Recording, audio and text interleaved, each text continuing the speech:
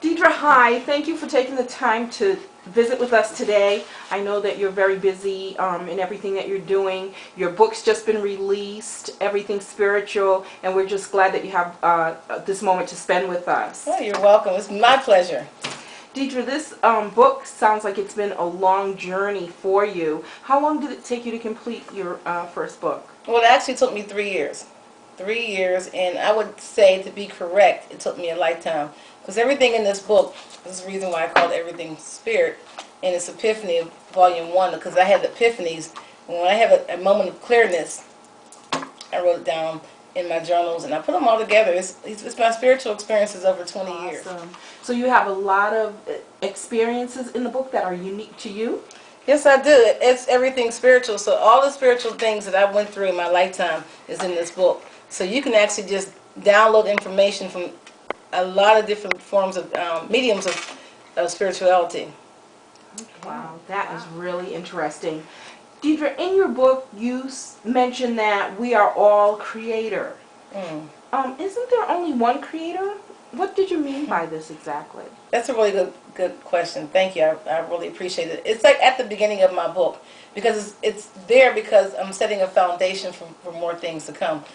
Being creative is very important, because if you don't know that you are creating your world, then your world will be created by default. It just you don't have any power. You're just Napoleon said, either we're pawns or we're players, and which one are you? In the beginning, it says in Genesis that, and I use my examples from the Bible because I've been raised in the church. This is where I'm from. I've been to seminary school. I do believe that God is way out of the box, and that there's no ceiling at all for what God is. Create. Let's think about it. It says in Genesis 1:27 that God created us in His image. So if He's a creator and He created us in His image, then we're creative people also, right? So think about when He made the world. He made it in 6 days, and He rested on the seventh. He could have done it like in a second. He could have done it in a minute, in one day if He wanted to. But He did it in 6 days to show us the process of creating. Let's go a step further. The spoken word. You can create things into existence through the spoken word. You can speak things into existence. Let's talk about in Genesis 1 and 3, God said, "Let there be light." And there was light. But the sun, the moon, and the stars didn't come into existence until Genesis 13 and 14. So He's just shown us that His spoken word, and our spoken word, is so powerful that it creates things. Even if you can't see it, believe it, or think about it, it can come. Think about a child. So teacher says that Timmy's bad. And let's just say that's her vision of Timmy. But she carries it on. She goes to the second grade teacher and says, "Oh, God, you got little Timmy. That boy is the baddest boy in the whole wide world."